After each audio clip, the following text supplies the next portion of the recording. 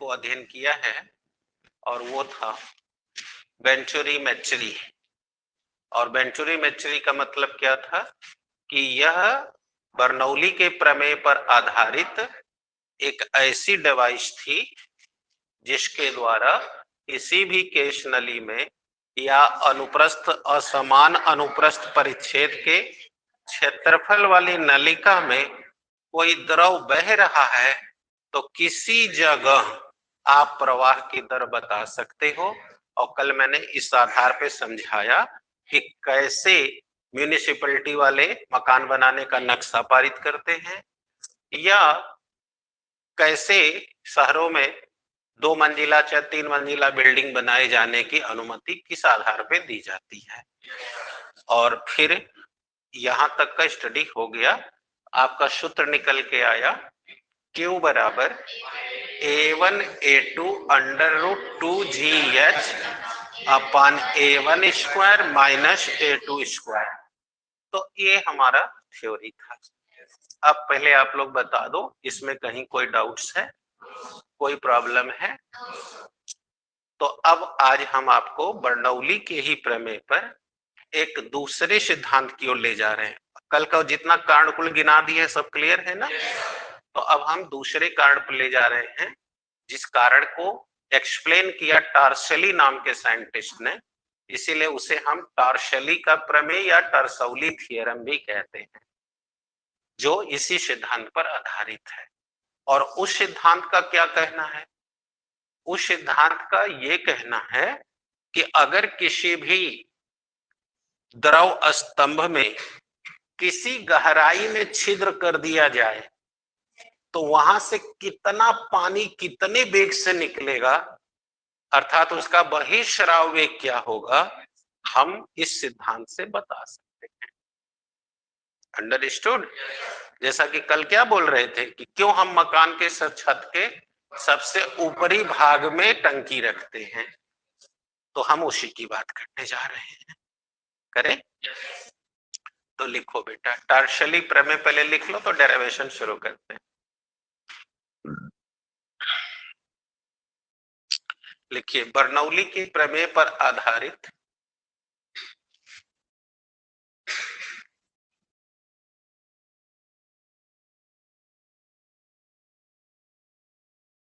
Bernoulli के प्रमेय पर आधारित हो गया बेटा? बर्नौली के प्रमेय पर आधारित यह एक ऐसी डिवाइस है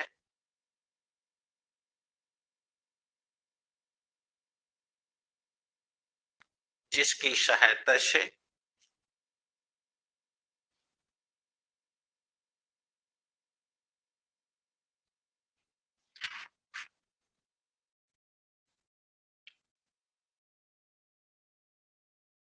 जिसकी किसी भी द्रव से भरे हुए स्तंभ में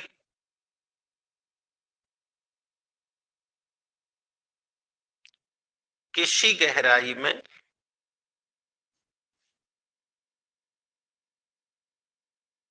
यदि छिद्र कर दिया जाए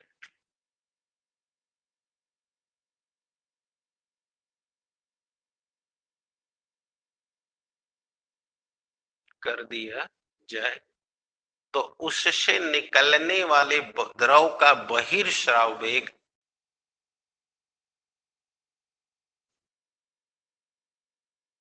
ज्ञात किया जा सकता है।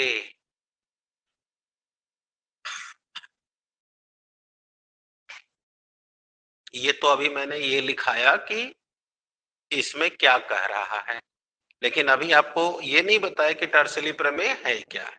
आप बताते हैं क्या है। इस प्रमेय के अनुसार आप पैरा चेंज कर दीजिए। समझ आया क्या बोल गया? इस प्रमेय के अनुसार किसी द्रव स्तंभ के किसी गहराई में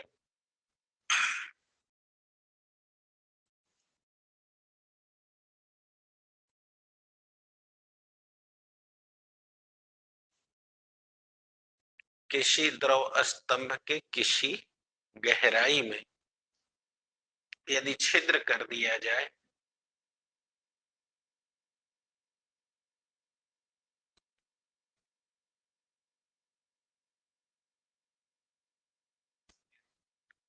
तो उससे निकलने वाले द्रव का बहिर्स्राव वेग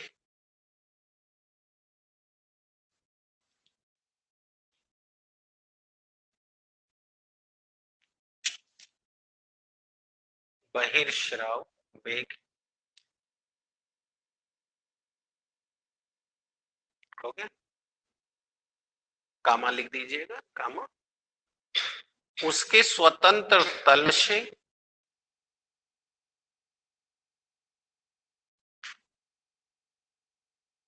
उसके स्वतंत्र तल से किसी वस्तु को स्वतंत्रता पूर्वक छोड़ने पर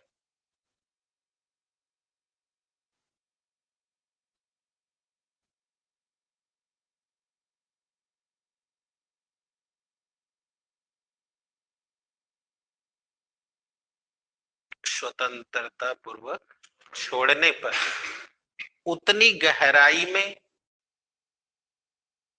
आने पर प्राप्त वेग के तुल्य होता है।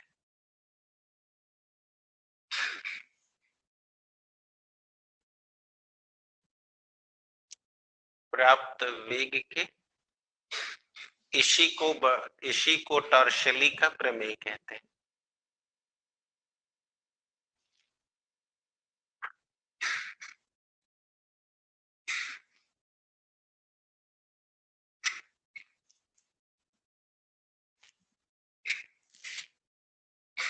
टॉर्शली का।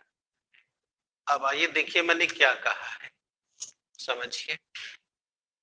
ये देखिए, देखिए ये पानी से भरा हुआ एक द्रव स्तंभ है। मान लीजिए इसमें जल यहां तक भरा हुआ है। आप बोर्ड में ज्यादा ध्यान देंगे तो आपको बात समझ में आराम से आ जाएगी। जैसे ये देखिए एक द्रव स्तंभ है और इसमें डी घनत्व का द्रव हम देखिए पूरी कैपिटल एच ऊंचाई तक भर दिए हैं।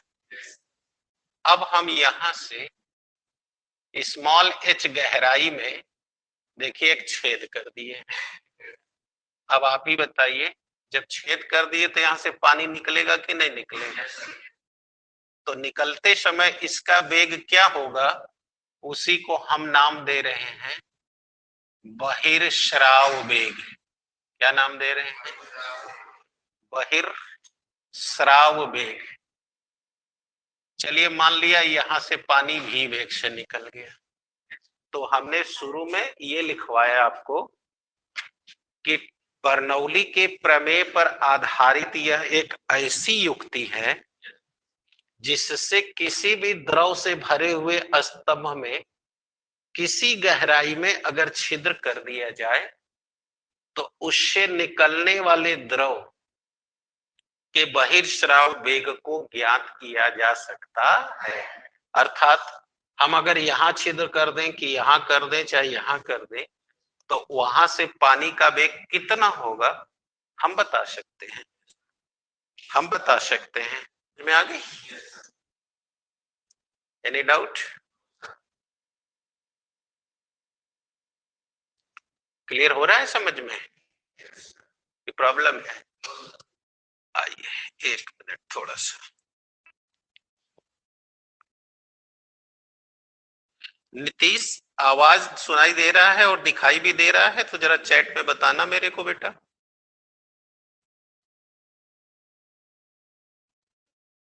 ठीक ही तो है। ओके बेटा ओके। ये बार बार सिग्नल डाउन हो रहा है। खींचो बेटा खींचो।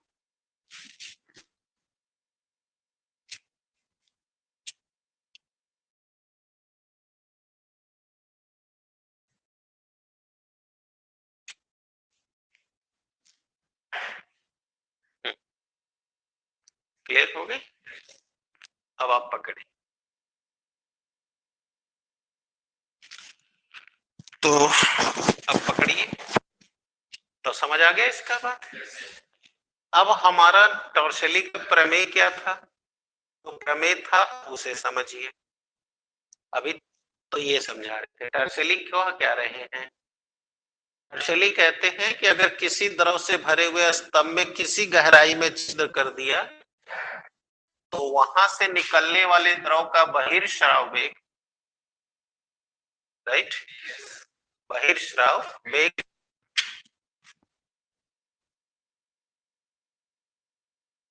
वो बार बार वो बोल रहा है कि आपका डाटा पैक जो है खत्म हो गया है, दूसरा चैनल लगा देता हूं।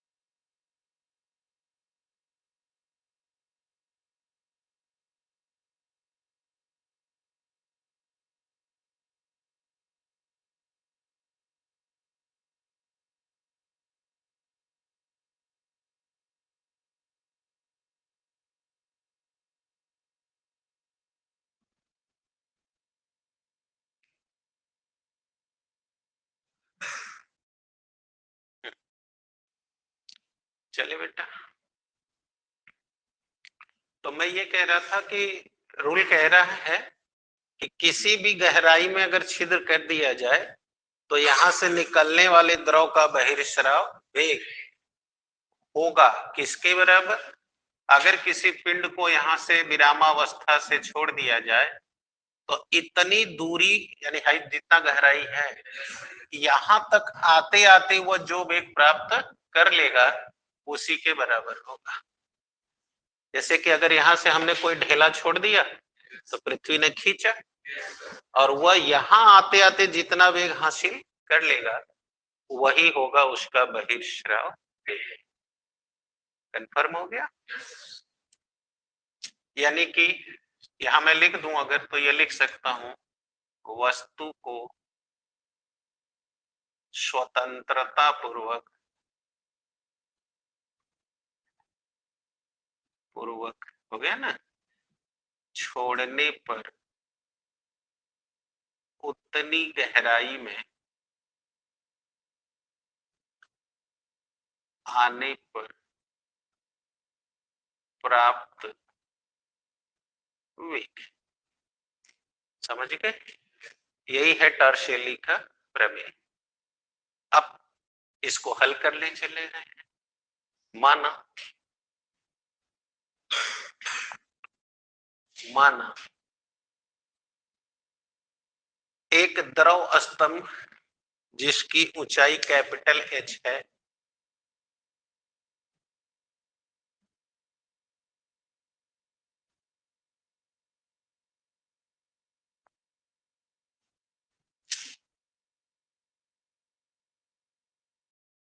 जिसकी ऊंचाई कैपिटल एच है, हो गया, उसमें डी घनत्व का द्रव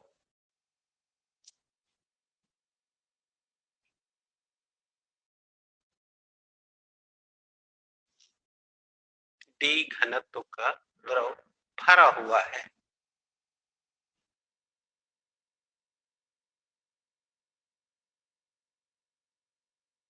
भरा हुआ है। शीर्ष से एच गहराई में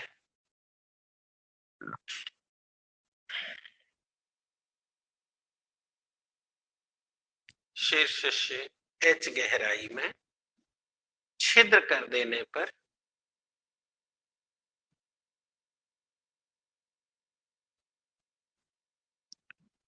निकलने वाले द्रव का बहिर्स्राव वेग भी है।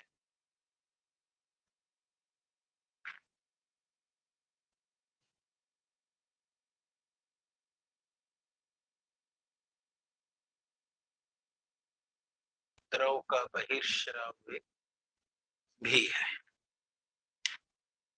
अब देखिए यहां से लेके यहां तक का पानी बताओ निकल के जाएगा इसमें से? बताओ इतना पानी नहीं ना निकलेगा क्योंकि छिद्र यहीं तक। तो बोलो ये तुम्हारा हो गया पहला तल, ये हो गया दूसरा तल। बोलो यहां से यहां तक की ऊंचाई h है, यहां से यहां तक की स्मॉल h है। तो बोलो ये कितना बच गया? h माइनस h बच गया कि नहीं बच गया? अब लगा दे बरनौली का बरनौली का प्रमेय का प्रमेय से बोलो कल का पढ़े हो। दाब ऊर्जा, गतिज ऊर्जा और स्थितिज ऊर्जा हमेशा नियत रहती है। अर्थात एक सिरे पर तीनों ऊर्जाओं का योग और दूसरे सिरे पर तीनों बराबर होता है। तो पहला ये है, दूसरा। तो अब हम लिखते हैं P1 plus half dV1 square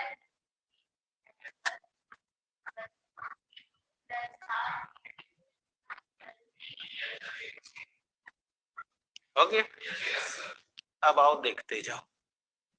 बताओ जब वह यहां तक द्रव भरा था तो बोलो इस पर सिर्फ वायुमंडलीय दाब लग रहा था। तो दाब कौन था उस समय? P। बोलो उस समय तो यहाँ छिद्र नहीं था, पानी शांत बना हुआ था। तो बोलो हाफ डी। और उस समय बताओ ये कितनी ऊंचाई तक द्रव भरा हुआ था? अभी कल समझाए थे ना कि सतह पर स्थितिज ऊर्जा नियत रहती है, ये तो ऊंचाई पे है। ये हो गया, इतना में कोई डाउट? अब चलो दूसरा बताओ। जैसे ही हम छेद कर दिए बोलो अब ये पानी निकलना शुरू, तो अभी ये लेवल इसी तरह रहेगा कि मिटने लगेगा। अब ये लेवल यहां से हटना और बोलो यहां तक पूरा हट जाएगा। अब हवा जो दाब डाल रही है अब वो यहां ना दाब के बोलो अब यहां दाबेगी, और अब भी ये दाब वही का वही रहेगा, वही मंडली ही दाब रहेगा। अरे जितना यहाँ लगेगा उतना नीचवा चले जाओ वो जो लगेगा। तो बोलो अब भी पी है, लेकिन अब जो द्रव निकल रहा है वो शांत नहीं है, गतिमान है। dv स्क्वायर यही बहिर्स्राव वेग है और dgh। अब बोलो ऊंचाई कितनी रह गई है? बताओ कहां दिक्कत है? तो P से P कट गया, हाई 0 हो गया।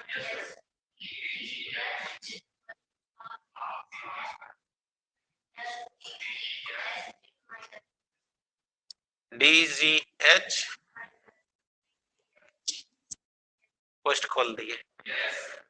अब बोलो dgh से, अब इसको इधर पक्षांतर कर लो।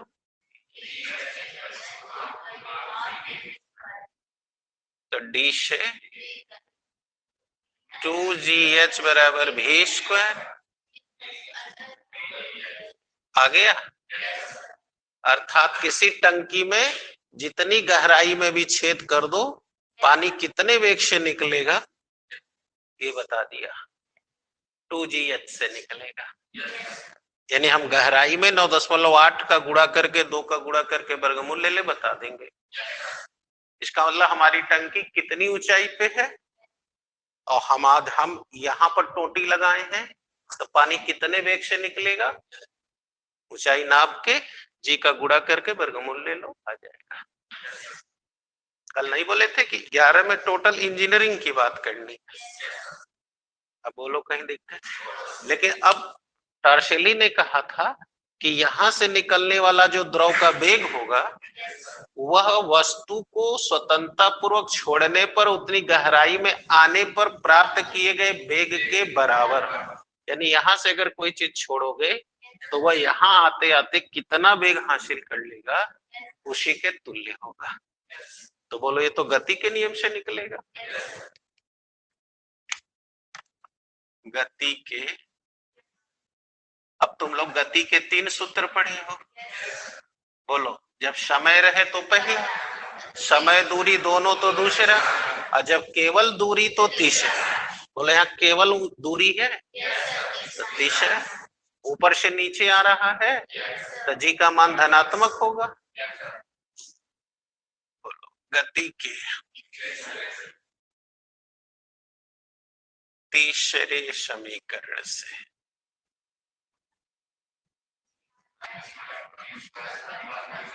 2gh। बोलो, जब ये चला था तो प्रारंभिक वेग 0 था, यहाँ आते आते यही हो गया, कितना नीचे आया है h गहराई, देख लो वही आ गया जो बर्नौली कह रहे थे, वही आया कि नहीं आया? हो गया ना बराबर। तो अब इसको मान ले फर्स्ट, इसको मान ले तो फर्स्ट बराबर। अब बोलो, टार्सेली का रूल प्रूव हो गया, यही टार्सेली कह रहा था। अब तुम उस समय नहीं थे, फिर से सुनो, इसके बाद बोलो क्या कहा टार्सेली ने। टार्सेली ने कहा कि यदि किसी भी द्रव स्तंभ से भरी हुई पात्र में, जैसे ये पात्र है, किसी गहराई में यदि छिद्र कर दिया जाए तो निकलने वाले द्रव का बहिर्स्राव वेग किसी पिंड को स्वतंत्रता पूर्वक शीर्ष से छोड़ने पर उतनी गहराई में आने पर प्राप्त किए गए वेग के बराबर। वही बात, तुल्य बराबर एक ही होता है। आ गया? इसी को टार्सेली का प्रमेय कहते हैं। फिर से एक बार सुन लो, किसी भी द्रव से भरे हुए पात्र में, ये पात्र है द्रव से भरा हुआ है, तो क्या नाम बोलोगी? द्रव से भरे हुए। लो अब तुमको फिर से भर देते हैं, अब बोलो क्या बोलोगी? हाँ, किसी भी द्रव से भरे हुए पात्र यदि किसी गहराई में, बोलो क्या बोलेंगे? छिद्र कर तो निकलने वाले द्रव का बहिर्स्राव वेग किसी पिंड को स्वतंत्र तल से, बोलो किसी भी पिंड को छोड़ने पर उतनी गहराई में आने पर प्राप्त किए गए वेग के बराबर। आ गया? इसी को टार्सेली का प्रमेय। चलो गलत सही कहो, गलत सही कहने से आता है।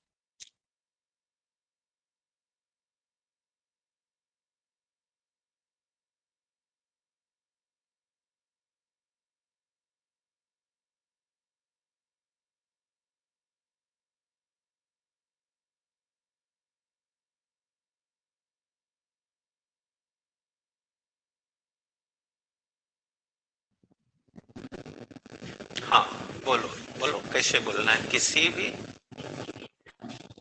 द्रव से है कि द्रव के है, ये बताओ। द्रव से भरे हुए किसी गहराई में निकलने वाले द्रव का बहिर्स्राव वेग। फिर से यहां से पढ़ो।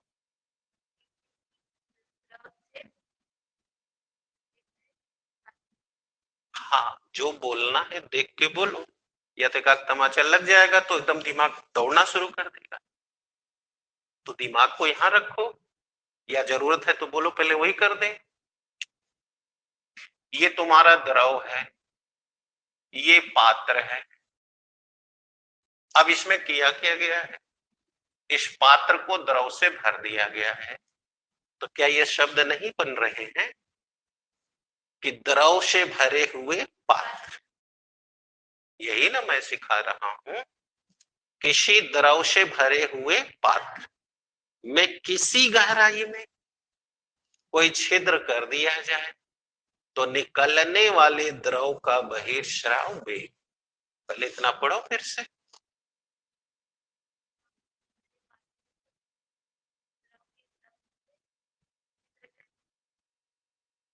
ये क्या बोलना है इसको, गहराई में। समझ में आ रहा है कि नहीं? है? केवल खाना खाने के अलावा और कुछ आ रहा है? बहुत कठिन भाषा बोली जा रही है। यहाँ देखो कैसे बोलना है, एकदम लोढ़ा चंद्र अनंत पढ़े, और पढ़ने से क्या फायदा है। ये है पात्र, और उस पात्र में ये भर देना है द्रव। अब भर देना, इसको पढ़ देना है कि किसी भी पात्र में द्रव भरकर रख दिया जाए। जौन भाषा आसान लगे वही पढ़ो। तो किसी भी पात्र में यदि द्रव भर दिया जाए तो उसके किसी गहराई में यदि छिद्र कर दिया जाए तो निकलने वाले द्रव का बहिर्स्राव वेग। पहले इतनी भाषा सीखनी है। फिर से पढ़ रहा हूं, द्रव से भरे हुए, अब यहां से पढ़ रहा हूं, द्रव से भरे हुए पात्र में किसी गहराई में कोई छिद्र कर दिया जाए तो निकलने वाले द्रव का बहिर्स्राव वेग। पढ़ो इतना।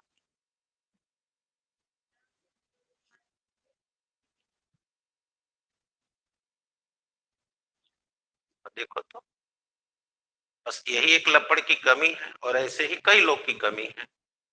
लेकिन अब चूंकि अधिकार नहीं है इसलिए मारूंगा नहीं। जो पढ़ेगा पढ़ेगा, नहीं पढ़ेगा नहीं पढ़ेगा। कोई बच्चा नहीं रह गया है, क्योंकि इसमें मैक्सिमम लोग वही हैं जो आज पढ़ के फेंक देते हैं, उनको कल का भी याद नहीं है, तो उनको हम मारी के क्या करेंगे। तुम पढ़ रही हो इसलिए तुमको थोड़ा सा दबाव बना दिए। अब ये कह दिया तो, निकलने वाले द्रव का बहिर्स्राव वेग किसके बराबर है। तो यहां कहा जा रहा है जब किसी वस्तु को, यहां वस्तु बनाई गई है, वस्तु को स्वतंत्र तल पर, माने जहां ये पानी भरा है वो स्वतंत्र तल है, तो स्वतंत्र तल से छोड़ने पर, तो जब छोड़ोगे तो बताओ वह इतनी गहराई में नीचे आएगा, पृथ्वी खींचेगी उससे। तो वह जब इतनी गहराई में यहां आएगा तो यहां आने पर जौन वेग हासिल कर लेगा वही के वह बराबर होगा। तो अब इसके लिए मेहनत करो कि किसी वस्तु को स्वतंत्र तल से यदि छोड़ दिया जाए तो उतनी गहराई में आने के बाद वह जो वेग हासिल करेगा उसी के वह तुल्य होगा। अब पहले थोड़ा थोड़ा थोड़ा टुकड़ा टुकड़ा में कह लो, तब दोनों जोड़ दो। अब बोलो यहां से,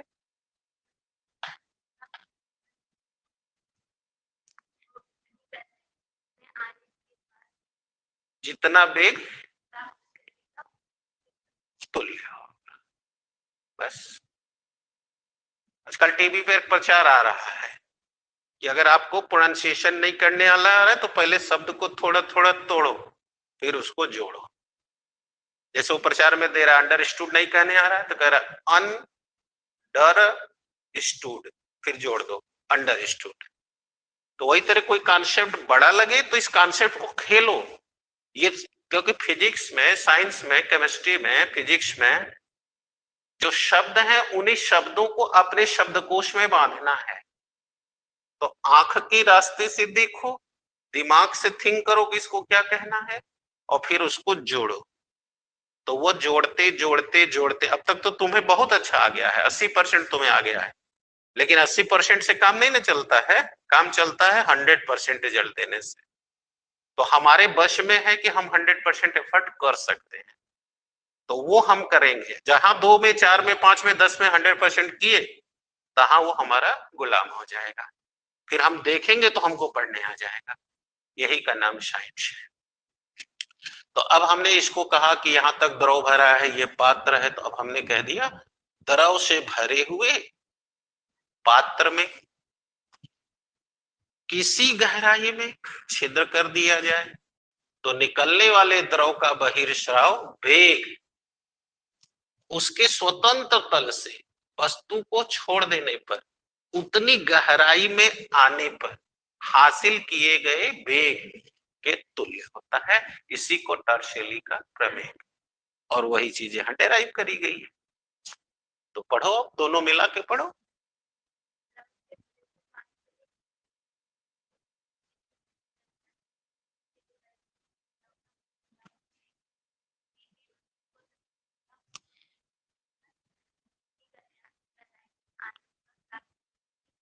देखो आ गया। अब ये एक लपड़ थोड़ा और पहले लग जाना चाहिए था। देख लो, यही है तुम्हारा टॉर्सियली का प्रमेय। अब यहां से देखो पानी यहां से गिरने लगा, तो इसे हमने बर्नौली के रूल से, क्योंकि बर्नौली पे काम कर रहा है, तो बर्नौली से डेराइव किया। कैसे किया कि बर्नौली के प्रमेय अनुसार तीनों ऊर्जाओं का योग नियत होता है। तो ये पहला तल, ये दूसरा तल, तो पहले तल पर तीनों ऊर्जा, दूसरे तल पर तीनों ऊर्जा। अब पहले तल का दाब ऊपर से वायुमंडलीय लग रहा है, मान लिया पी है, पी हो गया। इस समय जब ये छिद्र नहीं हुआ था तब तक पानी शांत था, तो वेग 0 था। ऊंचाई कितनी भरी थी, h, तो h1 की जगह h किया। अब यहां आ जाए, जब ये पानी नीचे आता गया तो वायुमंडलीय दाब आते आते यहां तक आ गया, वही पी का पी ही रहा। अब पानी निकलने लगा भी वेग से, तो ये भी हो गया। और अब यहां से यहां तक की ऊंचाई ये रह गई है, तो वो रह गई। अब हल किया तो भी आ गया। अब हमको मालूम हो गया कि किसी गहराई में छेद करेंगे तो कितना वेग से निकलेगा। अब टॉर्शली कह रहे हैं कि ये वही होगा जो स्वतंत्रता पूर्वक छोड़ने से होगा। तो स्वतंत्रता पूर्वक कोई को छोड़े तो जी खींचती है, तो ये गति का नियम है। अब गति के 3 समीकरण पढ़ाए गए, तो तीसरा यहां लग रहा है। हल किया, ये भी वही बताया, इससे बात प्रूफ हो गई, कंफर्म हो गया। जल्दी करो।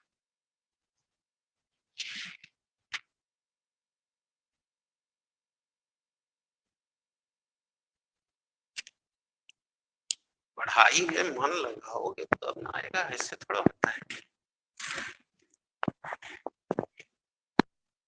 ये सब निजी धन है, अपने धन को देखो, अपने आप को देखो कि कहां पर। चाटो लफंगो और गधों का संग पकड़ने से थोड़ा आता है साइंस। उसके लिए अपने को जलाना पड़ता है, अपने आप को तपाओ उसके लिए।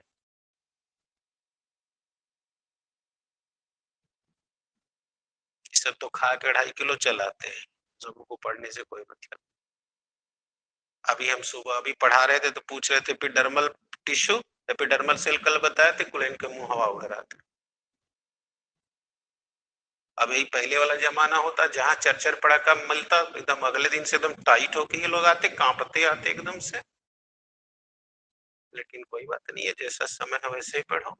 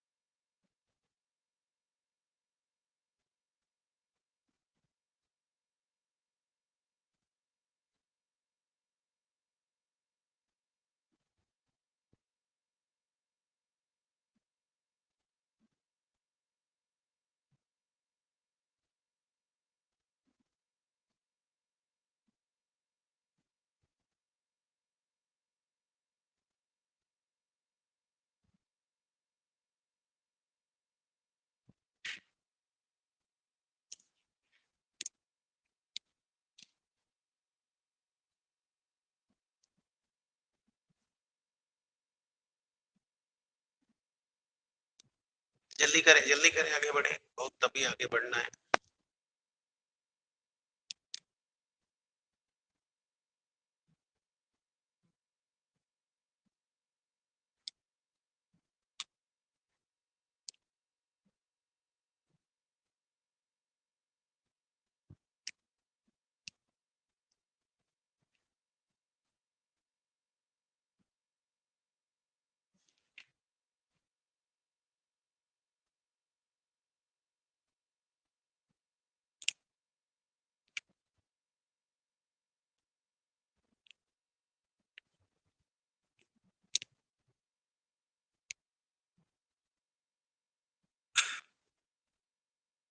हो जाए तो जल्दी बताएं। अब साथ साथ लिखा करें।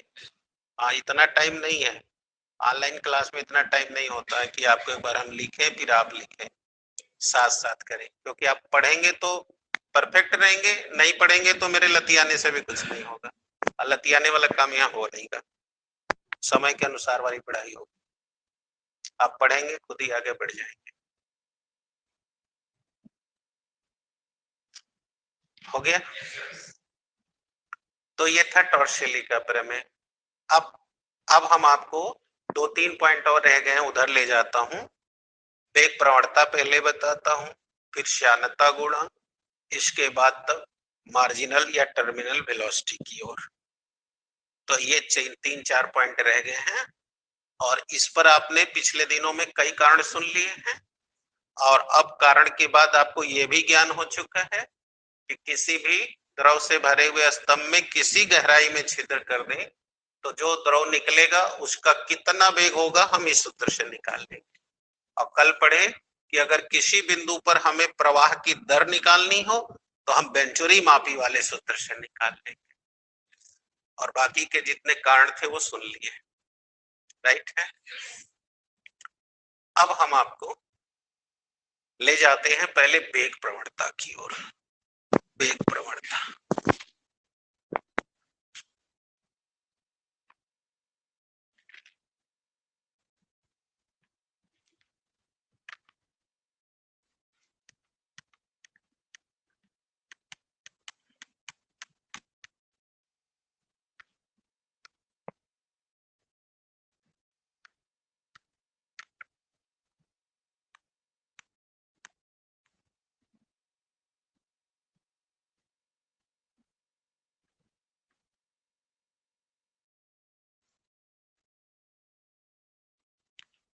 अभी पिछले दिनों में आपको श्यान बल के बारे में आपको बताया था, उम्मीद है आपको याद होगा।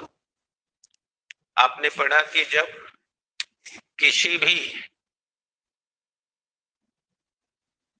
द्रव से भरे हुए पात्र में हम गहराई में जा रहे होते हैं तो द्रव के परतों के बीच एक विरोधी बल लगता है जिसे हम श्यान बल कहते हैं, और वो विरोधी बल हमें आगे बढ़ने का विरोध करता है।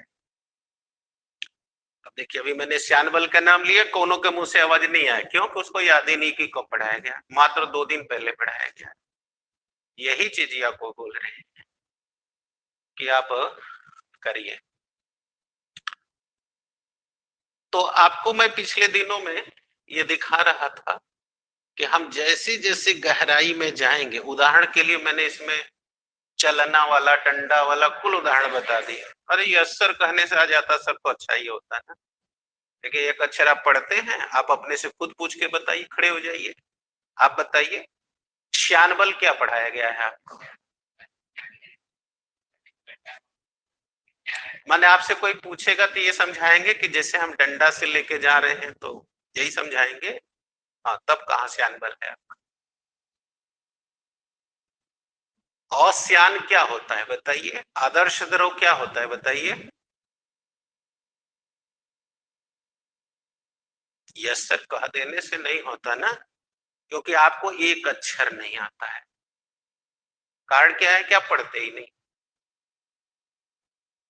जबकि आपने देखा होगा कि पहले पढ़ाई यहीं से शुरू हुई थी इस चैप्टर में कि द्रव क्या, द्रव का अणुगति मॉडल बता दीजिए, आपको वो भी याद नहीं होगा, क्योंकि यही पढ़ा करके श्यान बल निकाला गया, अश्यानता पढ़ाई गई, आदर्श द्रव पढ़ाया गया, तब आपको पढ़ाया गया क्रिटिकल वेलोसिटी यानी क्रांतिक चाल, तब रेनॉल्ड का समीकरण लिया गया।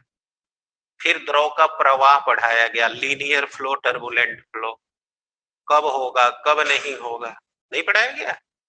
तब पढ़ते हैं, आप पढ़ते नहीं है, इसलिए आपको कुछ नहीं आ रहा है। मैं पढ़ाता हूं तो देखता रहता हूं किसके ऊपर क्या हो रहा है। एनीवे, पढ़ेंगे तो आ जाएगा। चलिए, उसका कोई उपाय नहीं है, मेरे पास कोई उपाय नहीं है इसका। उपाय एक ही है कि आप एक बार नहीं 10 बार पूछे तो बता दें, पढ़ेंगे तो आ जाएगा। आइए, अब तक तो मैं वेग प्रवणता क्लियर कर चुका होता, तो पढ़ाना जिसको है उसको बात बुरी लग रही है, उसको पढ़ने को कहा जा रहा है, ना कहा जाए बहुत अच्छे सर जी। क्या है वेग प्रवणता? सुने,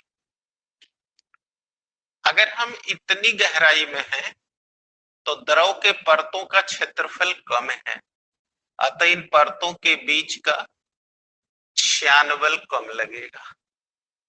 लेकिन अगर हम गहराई में बढ़ रहे हैं तो अब देखिए परत की क्षेत्रफल बढ़ती चली जा रही है, इसलिए विरोध ज्यादा लगेगा, यानी श्यान बल ज्यादा लगेगा। तो अब इसी बात को हम अगर टर्म्स में ले लें तो यहां से देखिए हम x1 गहराई में गए तो वेग यहां पर ज्यादा है क्योंकि यहाँ विरोध कम लग रहा है। अब जब हम यहां से x2 गहराई में गए तो परत के बीच का श्यान बल बढ़ गया, यानी विरोध बढ़ गया, अतः वेग कम हो गया। यही बतिया अभी पिछले दिन बर्नौली थ्योरम में बताई जा रही थी कि हम जैसे कहा गया था गहरी नदियां शांत क्यों होती हैं, तो आपको पढ़ाया गया कि सर जैसे जैसे हम गहराई में जाते हैं दाब ऊर्जा और स्थितिज ऊर्जा का मान बढ़ता जाता है और वेग कम होता जाता है। अब आप उससे मिलाइए तो वही रिजल्ट आ रहा है। तो अब आप देख सकते हैं कि x1 गहराई में वेग इतना था, x2 गहराई में वेग इतना है, तो इतना में से हेतना घटा दे तो बोलो हेतना आपका आ गया इनके दूरी में अंतर, यानी कि x2 माइनस x1। अगर हम इसको डेल एक्स से शो कर दें, क्योंकि आप फिजिक्स में पढ़े हुए जिस भौतिक राशि का अंतर निकालना उसे डेल से शो करें, तो ये डेल एक्स हो गया। तो बताइए वेग भी तो बदल गया ना, यहाँ वेग ज्यादा था यहाँ वेग कम था, तो वेग अधिक है और यहाँ का कम है, इसमें से घटा दे तो बोलो वेग में अंतर आ जाएगा। तो एकांक दूरी के सापेक्ष वेग में हुआ यह जो परिवर्तन है उसी का नाम है वेग प्रवणता। समझ आ गया? अब कैसे बोले? एकांक दूरी के सापेक्ष वेग के मान में हुआ वेग प्रवणता कहलाता है। फिर से पढ़ रहा हूं, एकांक दूरी के सापेक्ष हुए वेग के मान में परिवर्तन क्या कहलाता है? वेग प्रवणता कहलाता है। आप बोलिए जरा, बैठ जाए। हाँ आप बोलिए भाई, बैठ जाए बैठ।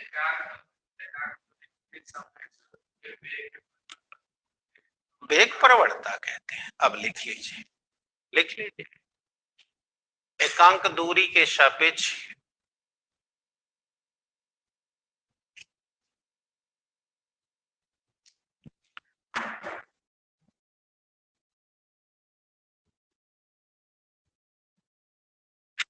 एकांक दूरी के वेग के मान में हुए परिवर्तन को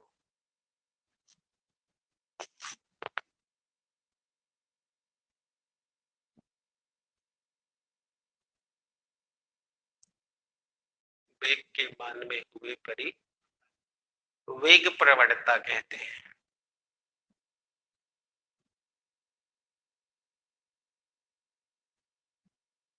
वेग प्रवणता कहते हैं। जल्दी जल्दी करें। अब आइए डेराइव कर लें। देखिए डेरिवेशन, माना किसी द्रव के x1 गहराई में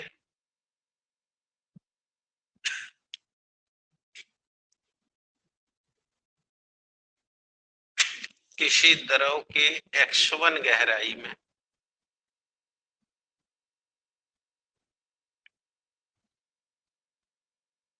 x1 गहराई में वेग v1 तथा x2 गहराई में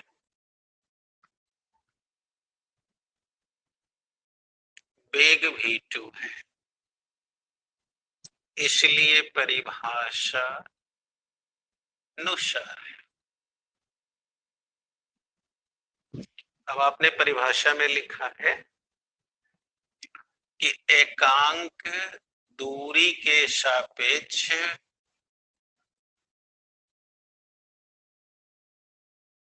वेग में हुआ परिवर्तन वेग प्रवणता कहलाता है। वेग प्रवणता कहलाता है।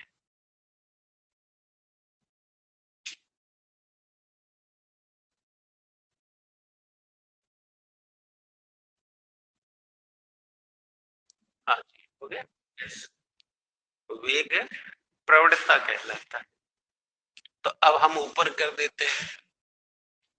बोले एकांक दूरी के सापेक्ष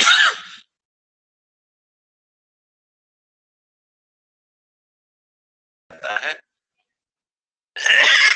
उसे बटा के नीचे लिखा जाता है एकांक दूरी। तो अब एकांक शब्द हटा दें क्योंकि बटा के नीचे लिख दिए हैं, तो वह दूरी एकांक हो चुकी है। वेग में हुआ परिवर्तन सापेक्ष करना है तो बटा के ऊपर जाएगा।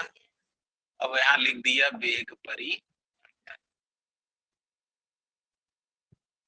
अब आप यहां देखें, हमने यहाँ वेग परिवर्तन देखिए इस चित्र में कैलकुलेट करके लिख रखा है डेल भी, और दूरी भी देखिए लिख रखा है। तो अब डेल भी बाई डेल एक्स ये हो गई वेग परवणता डिनोट करेंगे VG से, यानी वेलोसिटी ग्रेडियंट। तो वेग प्रवणता बराबर डेल भी अपॉन डेल एक्स। अब ये आपका फार्मूला आ गया।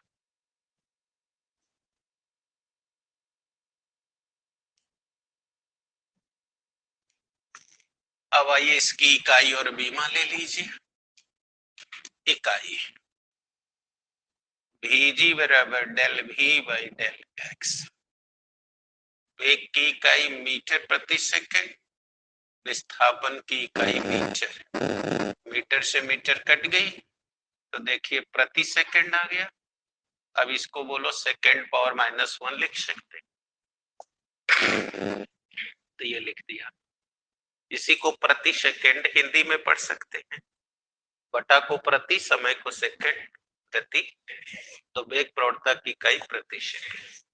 अब अगर हम डायमेंशन ले लें तो t के पावर -1 या mlt के पद में लिख दें। यस, ऐसे पढ़ाई होती है, जो पढ़ेगा वैसे ही बोलेगा खटाखट। अब हम तुरंत इस चित्र का लाभ उठा के श्यान बल निकाल लेते हैं। श्यानता गुणांक हेडिंग होगी। ये वही श्यानता गुणांक है जो उस दिन मैंने रेनाल्ड इक्वेशन में यूज किया था और बोले थे आगे अभी बताएंगे। श्यानता गुणांक जिसे आपने ईटा से शो किया था, और हिंदी में श्यानता गुणांक कहते हैं, अंग्रेजी में विस्कोसिटी कोफिशिएंट कहते हैं।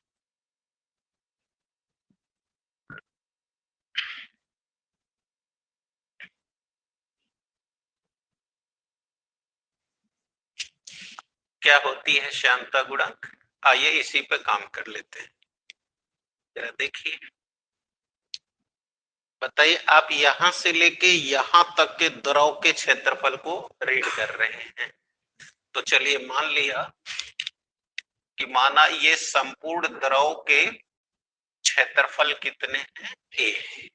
अब जरा अनुभव कीजिए, इस एरिया में आप x1 गहराई में आए थे तो वेग v1 था, और जब x2 गहराई में गए तो क्षेत्र बढ़ने से श्यान बल बढ़ गया, और विरोध, श्यान बल चूंकि विरोधी बल है अतः उसने विरोध ज्यादा किया तो आपका वेग कम हो गया।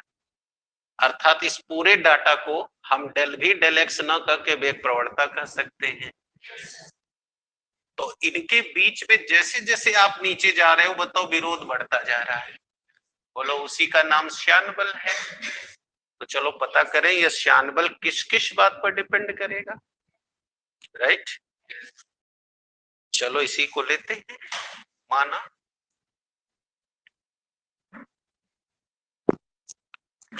द्रव के परतों के ए क्षेत्रफल में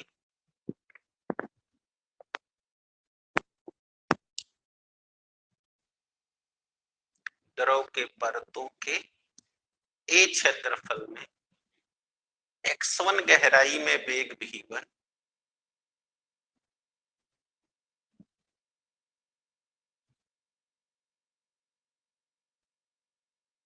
वेग v1 तथा x2 गहराई में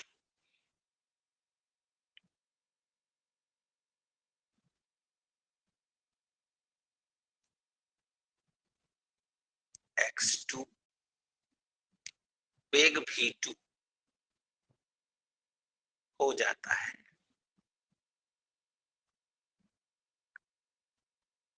राइट। तो यदि इन द्रव के परतों के बीच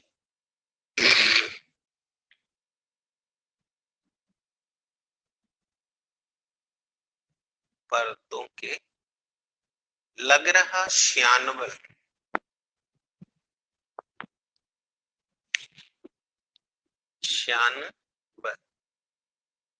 निम्न बातों पर निर्भर करता है।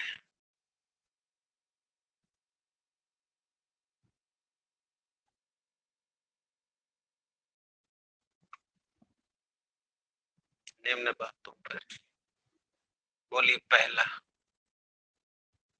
द्रव के परतों के क्षेत्रफल पर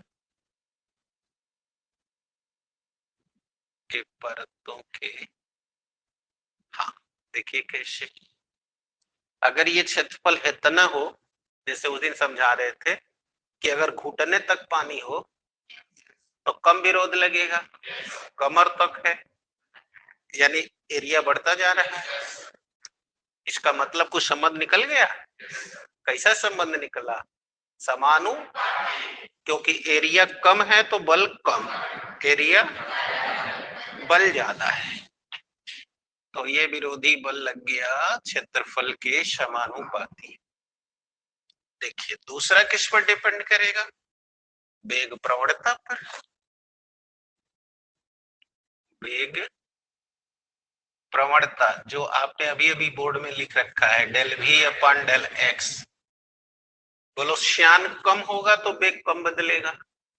अरे भाई विरोध कम लगेगा तो कम ही ना वेग बदलेगा। और जब बोलो श्यान ज्यादा लगेगा तो वेग भी ज्यादा बदलेगा, यानी ये भी समानुपाती है। बोलो del v by del x। तो इस तरह इन परतों के बीच जो ये विरोधी बल लग रहा है वो कितनी बात पर डिपेंड कर दिया। तो अब दोनों को एक लाइन में लगा के हल कर दें। तो बोलो इसलिए लिख सकते हैं F proportional to A del v by del x। अब बताओ बराबर करेंगे तो एक स्थिरांक देंगे, यही स्थिरांक है eta. A del v by del x यहां लिख दिया। ईटा एक स्थिर और इस स्थिरांक को हम लोग क्या बोलते हैं? श्यानता गुणांक। तो आप यही ना निकालने चले थे, तो अब बोलिए ईटा बराबर, त्रिय गुणा कर लीजिए, F del X upon A del V के। बताइए जी, आ रहा है समझ में? ईटा बराबर निकालेंगे तो त्रिय गुणा, यहाँ वाला जो है वो भाग हो जाएगा। तो ईटा बराबर देखिए एफ इंटू डेल एक्स, ये नीचे आ गया। आगे आपको श्यान तक। अब आइए परिभाषा बना लीजिए। अब यहां से देखिए परिभाषा बनाने जा रहे हैं। अभी सूत्र में कौन कौन क्या है पता हो गया? यह है श्यानता गुणांक, यह है श्यान बल, ये है परतों का क्षेत्रफल, ये है पूरा का नाम वेग प्रवणता है, इसका नाम है दूरी, और इसका नाम है वेग में परिवर्तन। सही है। अब ले लीजिए फॉर डेफिनेशन। यानी परिभाषा कैसे बनाएंगे, देखिए कैसे बना रहे हैं। थोड़ा इधर जगह बना ले रहे हैं।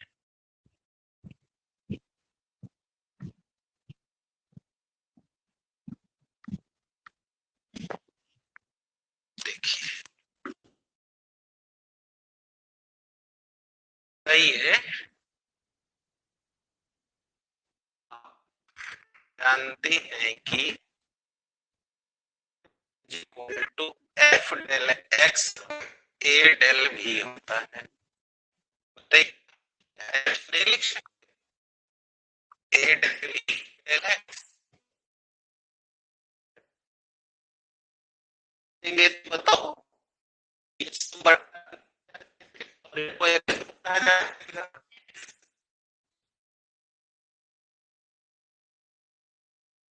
ना कर दिए तो अब इसे वेग प्रवणता पढ़ लेंगे, अभी ऊपर बोर्ड पे लिखा हुआ है। तो यदि वेग प्रवणता बोलो आई प्रति सेकंड हो, ये ना तुम्हारा है इकाई प्रति सेकंड, लो ये दोनों के नीचे है तो ये भी बस सूत्र क्या बच गया, ईटा बराबर एफ ईटा एफ, कोई क्षमता गुणांक श्यान बल बराबर, अभी वहां पढ़ कौन क्या क्या है, उम्मीद है हम तो ध्यान देख रहे हैं, एक दो का तो वो सब यहाँ लिख लिए हैं क्या क्या है, और बाकी को हवा में चलेंगे तब, जबकि पहले दिन नहीं कम से कम सैकड़ों बार बताया गया कि सूत्र लिखने के बाद सब लिखना पड़ता है कौन डाटा क्या है, न लिखने पर एक को नंबर इम्तिहान में नहीं मिलने वाला है, और यही है फेल होंगे, कहेंगे कि पढ़ाया ही नहीं गया था, इनका कोई दोष नहीं है। तो आप जो लिखेंगे वही पे नंबर मिलेगा, अब लिखे लिखवे नहीं किए कौन क्या क्या है तो एग्जाम में कुल काट के 0 दे देगा, क्योंकि इतना बड़ा प्रदेश है, कहाँ का टीचर किस संकेत से पढ़ाया है, कहाँ का टीचर किस संकेत से पढ़ाया है, तो तब तुम लिखोगे कि ये है तब ना वो जानेगा कि ये लिख रहा है बच्चा। तो यहां देखो ईटा बराबर श्यान बल के, देखो उसको पता ही नहीं है कि कौन इसमें श्यानता है कौन श्यान बल है, देखो दरिये पता चल गया, ये है श्यानता गुणांक, अभी पढ़ाते हुए ही लिखा गया 10 बार, यहाँ सामने भी लिखा हुआ है, नहीं बेटा तू श्याने बोलो क्या करना है, अरे बेटा फोकस करो, अभी भी भगवान बुद्धि दिए हुए हैं इस्तेमाल कर लो, नहीं तो साइंस छोड़ के भाग जाओ, कल्याण नहीं है। श्यानता गुणांक तुम्हारा भी लिखा ही नहीं होगा कौन क्या है, क्योंकि लिखा होता है ना तो ये गलती नहीं होती, नहीं तो ले आओ हम देख ले, लिखे हो ले आओ देख ले, अब देख ले, नहीं ले आओ हम देख लेंगे खुद ही, कहाँ लिखे हो बताओ, देखो तब वहां देखो लिखा है शांता, तब जब इतना लिखा हुआ तुम गलत लिखोगे तो गलते ना पढ़ोगे, इसीलिए तो बोल रहा हूं, क्योंकि कौन क्या कर रहा है हम यही से देख ले रहे हैं, बस फर्क इतना है कि समय इतना नहीं है कि सबका गधैया गुल की तरह जांच हो, चूंकि हम 6 महीने से पढ़ा रहे हैं तो हम सबके चरित्र को भी जान चुके हैं कि किसको पढ़ने आता है कौन पढ़ना नहीं चाहता है, सबका पता है, तो इसीलिए उतने हम भी दबाव डालते हैं कि वो बस कर सके कुछ।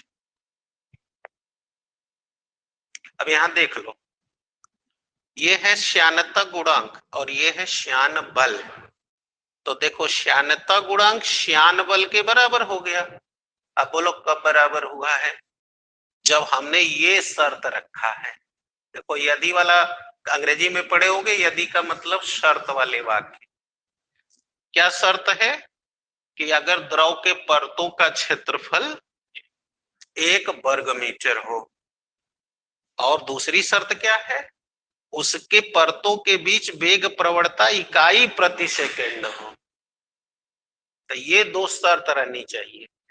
अब हम कह देते हैं कि यदि एकांक वर्ग मीटर क्षेत्रफल वाले द्रव के परतों के बीच, यही ना बोला अभी, यदि यहां से देखो, एक एक को एकांक पढ़ो, अहाई वर्ग मीटर है, अहाई क्षेत्रफल है। तो यदि एकांक वर्ग मीटर क्षेत्रफल वाले परतों के बीच, अब ये बोलो कौन है, वेग प्रवणता कितनी, 1/सेकंड। तो 1/सेकंड वेग प्रवणता उत्पन्न करने के लिए जितने श्यान बल की आवश्यकता होती है या उसमें जितना श्यान बल लगता है, वही उस द्रव का श्यानता गुणांक कहलाता है।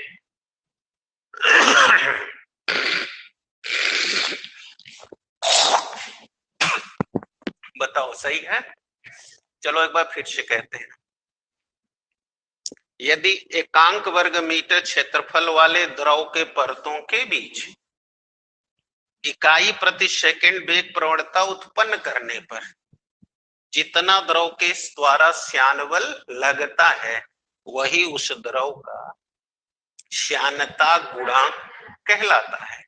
उल्टा भी पढ़ देते हैं, द्रव का श्यानता गुणांक उस श्यान बल के बराबर होता है जो एकांक वर्ग मीटर क्षेत्रफल के द्रव के परतों के बीच इकाई प्रति सेकंड वेग प्रवणता उत्पन्न करा देता है।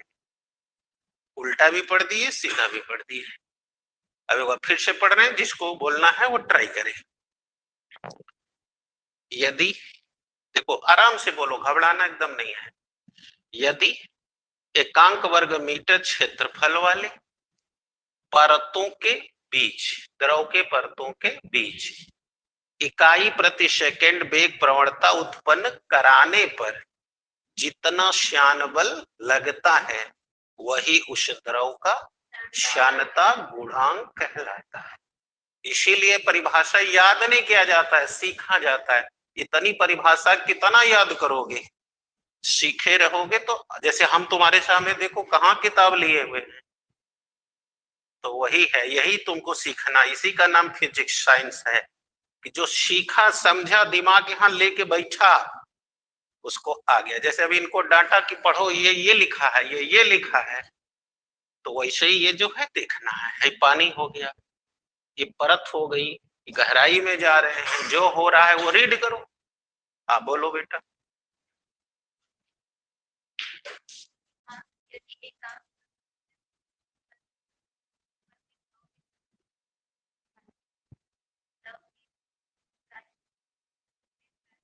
उत्पन्न,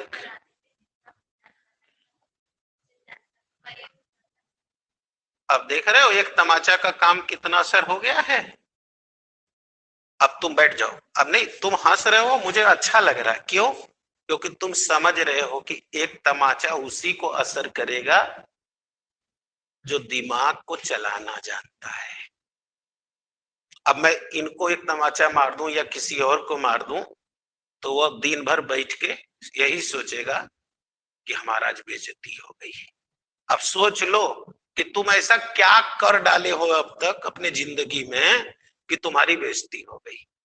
कि ये कुछ नहीं, इज्जत इतनी बड़ी कर ली है, तो तुम्हें क्यों कोई मारेगा। राइट है ना? और इनको एक तमाचा लगा तो इनको दिमाग में आ गया कि यार हम कहीं गलती कर रहे हैं, हमको वो ठीक करना चाहिए। इसीलिए तमाचा या पिटाई केवल उन्हीं की होती है जिसको उसका यूज मिले। जो उस लायक ही नहीं उसको क्या करेंगे हम पीट के। बस यही फर्क है। अब देखो ये तुम्हारे सामने की बात है ना, जितना ज्ञान तुमको दे रहा हूं उतने इनको दे रहा हूं कि इनको ज्यादा दे रहा हूं। लेकिन इनको दिमाग में आ गया कि हम नहीं पढ़ेंगे तो पिटाने लगेंगे। और तुम्हारे सामने देखो एक डेफिनेशन वो बताया, एक अभी भी बता लिया। तो बस यही है, जो अपने को लगा देगा। और विद्यार्थी के लिए मैंने पहले कहा था कि विद्यार्थी को हमेशा अपने छोटे लेवल में रहना चाहिए। पिताजी के पास 50 बीघा जमीन है तो पिताजी का, तुम्हारा नहीं। तुमको अपनी इमेज तुम्हें खुद बनानी है। ये है, जब बनाओगे तब मतलब विद्यार्थी हो, नहीं बना रहे हो तो विद्यार्थी हो ही नहीं हो। तो ऐसे करना। अब उल्टा भी पढ़ना सिखा देते हैं। किसी भी द्रव का श्यानता गुणांक उन परतों के बीच लगने वाले श्यान बल के तुल्य होता है, जो एकांक वर्ग मीटर क्षेत्रफल में इकाई प्रति सेकंड वेग प्रवणता उत्पन्न करा देता है। चलो उल्टा पढ़ो।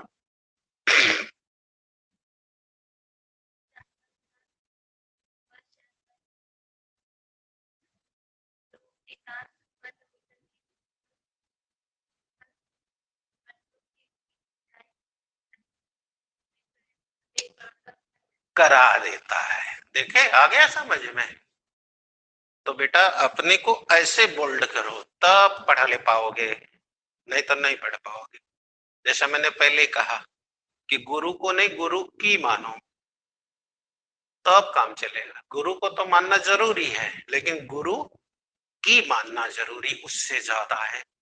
गुरु कहता है ये तैयार करके आओ, तो रात में चाहे 10 बज जाए चाहे 12 बज जाए, उतना काम तैयार करो। क्योंकि गुरु गृह पढ़न गए रघुराई, अल्पकाल विद्या सब पाई। तो अल्पकाल विद्या क्यों मिल गई? क्योंकि उन्होंने गुरु की मानी, इसलिए अल्पकाल में आ गई। तो जो गुरु की मानेगा, गुरु की सेवा करेगा, गुरु की बातों को अमल में लाएगा, उसको लक्ष्य विद्या आएंगी।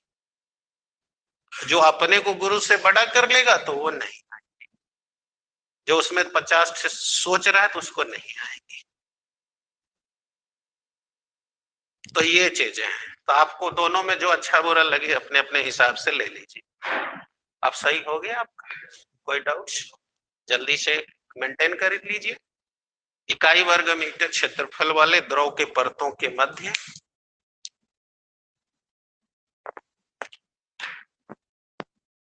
द्रव के परतों के मध्य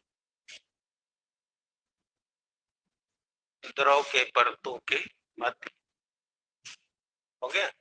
इकाई मीटर प्रति सेकंड की वेग प्रवणता उत्पन्न करने पर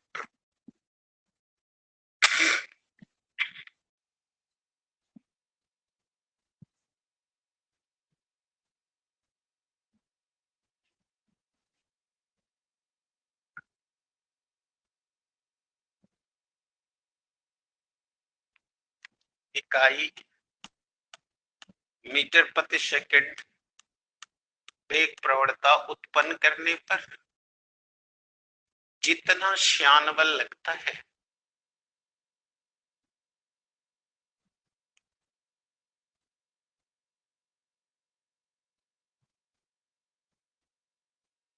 वही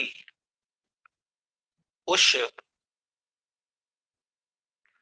द्रव का श्यानता गुणांक कहलाता है। अब अगले दिन का लेक्चर फिर होगा बेटा, ज्वाइन करिएगा आपको।